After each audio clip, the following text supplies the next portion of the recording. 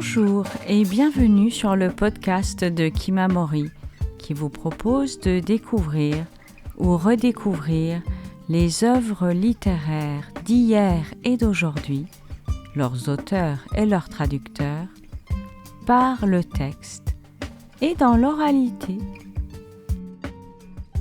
La première série de notre podcast vous emmenait à la rencontre de la baleine, qui était pour nous, peut-être, une allégorie de l'éblouissement que nous offre la littérature. Dans le message d'introduction de ce podcast, nous vous avions promis un programme multilingue. Puisque Kimamori vous parle depuis la Corse, cette deuxième série, bilingue, vous accueille dans la langue corse et dans quelques lieux mythiques de l'île. Vous allez découvrir les chroniques d'Alain Di Meglio, lues par lui, en corse, puis en français. Originaire de Bonifacio, Alain Di Meglio a partagé sa vie entre Bonifacio, en tant qu'élu municipal délégué à la culture et au patrimoine, et Corte, en tant que professeur des universités à l'INSPE, Institut national supérieur du professorat et de l'éducation, composante de l'Université de Corse. Il est spécialiste de langue corse et d'éducation bilingue.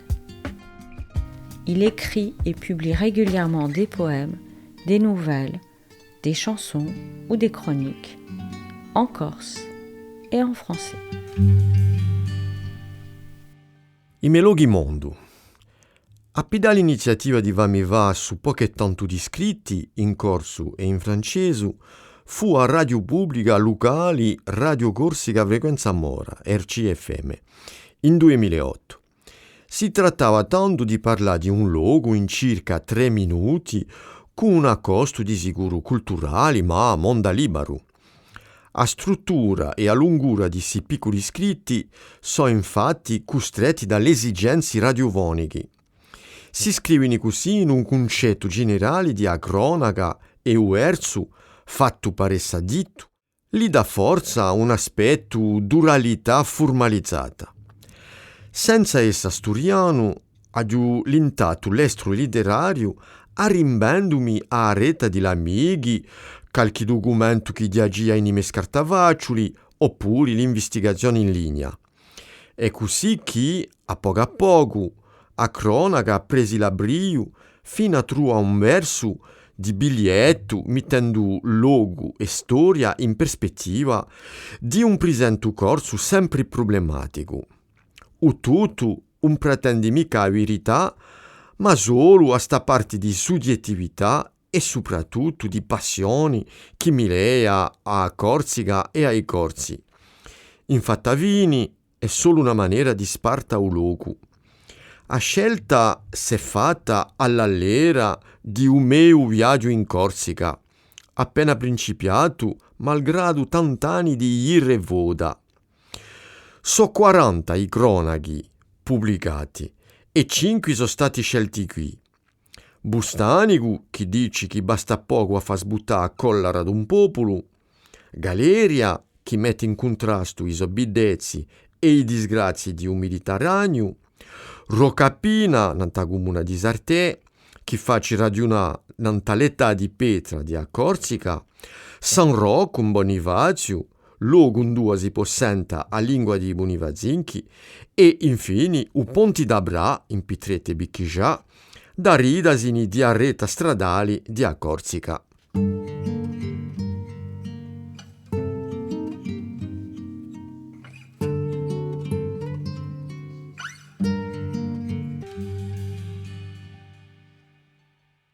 Meloghi Mondo.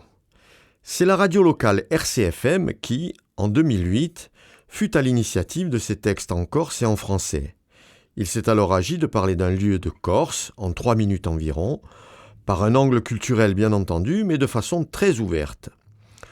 Le format de ces textes a été contraint par les exigences radiophoniques, tant sur le style que sur la longueur. Une littérature qui prend la forme d'une oralité écrite, en somme.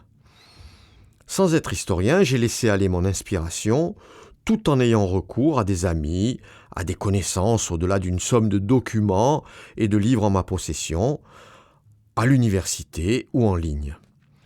Le format tend vers un billet qui met le lieu dans sa perspective historique, tout en cherchant à donner du sens à un présent corse souvent problématique, sans se prendre pour autant trop au sérieux. Le texte ne prétend jamais à la vérité et assume cette part de subjectivité qui me lie à la Corse et aux Corses. C'est, au fond, une manière de partager le lieu. Les choix se sont faits au hasard de mes rencontres, après de belles années de pérégrination, le plus souvent professionnelles. Sur les 40 chroniques bilingues, 5 sont proposées ici. Bustanigu, qui traite des ingrédients de la colère, en référence à 2 événements majeurs dans l'histoire de la Corse. Galeria, qui contraste la beauté de son site et le drame de la Méditerranée. Rocapina, dans la commune de Sartène, qui regarde la Corse dans son âge de pierre. San Rocco, dans la commune de Bonifacio, où l'oreille avertie peut entendre le vieux parler des Bonifaciens. Et enfin, le pont d'Abra, à Petreto et Bicchija, qui glose sur les équipements routiers de la Corse.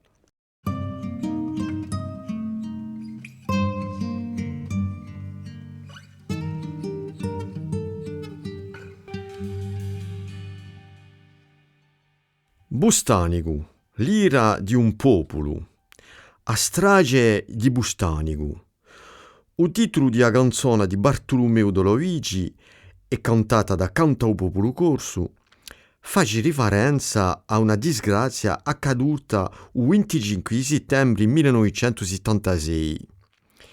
In un stazzo montagnolo, dove io miro un paesolo, fianco a fianco so cascati. I versi contano l'assassinio di 2 fratelli Ruggeri, trovi morti in un stazzo di Amelza a 1700 metri di altitudine, nanta la montagna di Ubogio. A Corsica è stupita e arrabbiata. Ma siamo più che siamo giusto un anno dopo gli avvenimenti d'Aleria e nell'anno della Costituzione di UFLNC. Il 28 di settembre è arrestato un legionario disertori che riconosce i fatti. Tanto piccia un voco antimilitarista e soprattutto contro i capi blanc. A giunta di legionari in Corsica in 1962 corrisponde a un fatto determinato nella storia di un nazionalismo. L'impero coloniale francese è l'ecco. Una è che, per la Corsica, non c'è più altro. Il mondo si strittisce e fa che la realtà dura di un'isola disabitata e senza prospettiva di sviluppo. 2. Che la risposta di Stato è di mandare in Corsica rimpatriati d'Algeria, in piadi agricoli e legionari in lasso strategico Calvi, Corti, Bonifacio. Per i pedineri sappiamo ciò che è accaduto, a strage d'Aleria. Per i legionari, dopo parecchi anni, sa presenza militare particolare era economicamente accettata. In anni 70 dice che dispendono 34 milioni di franchi all'anno un Calvi. Poi c'è di nuovo riconoscenza di servizi resi per gli incendi, per un dito. Ma culturalmente la legione straniera è poco brammata.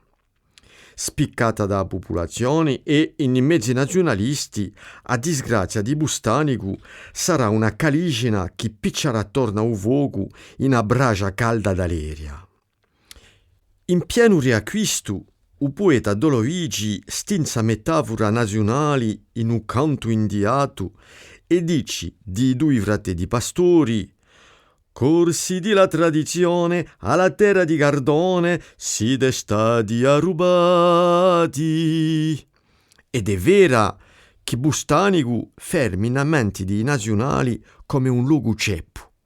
In 1729 Cardone de Franchi o Lanfranchi, vecchio paesano buzincu, e chiappo in i ranfi di parcitori genuesi che gli domandano i 2 seini di un uomo posito.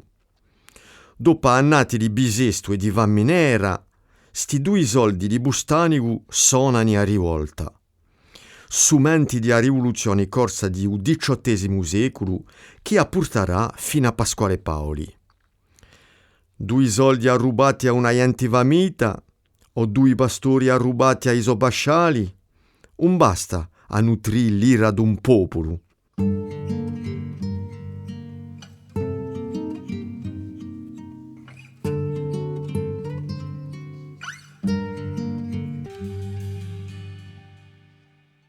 Bustanicu, les ingrédients de la colère.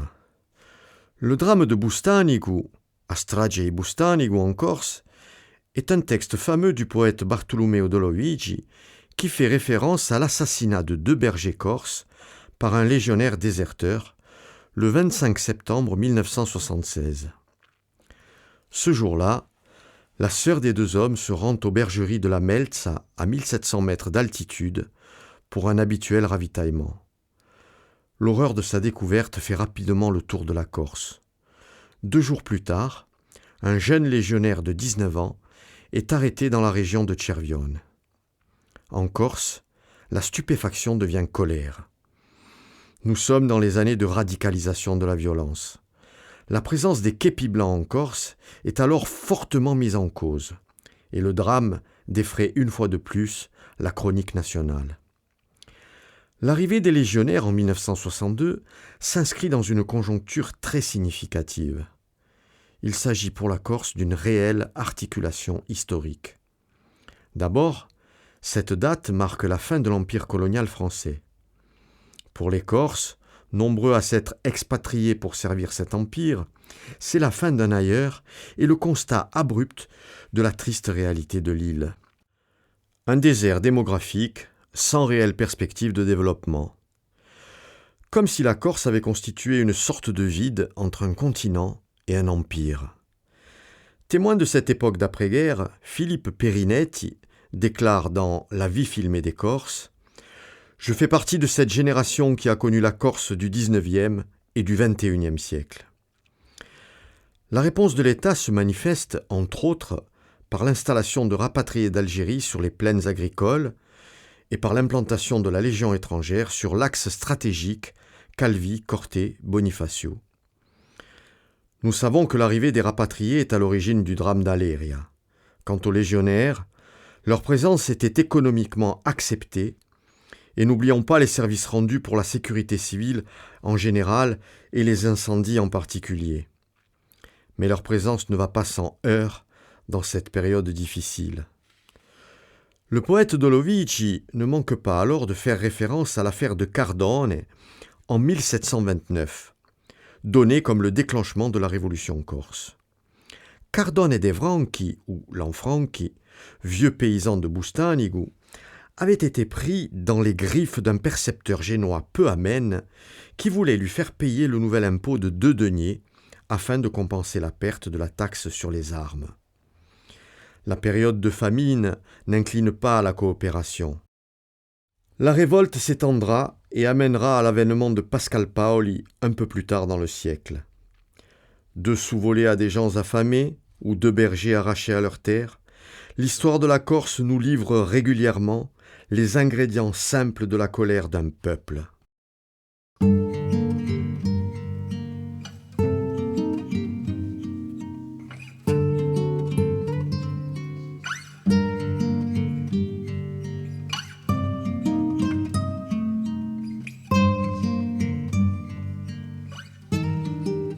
Vous venez d'entendre une des chroniques d'Alain Di Meglio, extrait du recueil Logemundi, paru chez les éditions Albiane. Demain, vous pourrez découvrir un autre lieu remarquable de la Corse dans une nouvelle chronique, bilingue, lue par l'auteur. Chères auditrices, chers auditeurs, n'hésitez pas à consulter notre site internet kimamori.fr, nous suivre sur les réseaux sociaux et nous serions très heureux de vous voir rejoindre notre communauté de lecteurs en adhérant à notre association.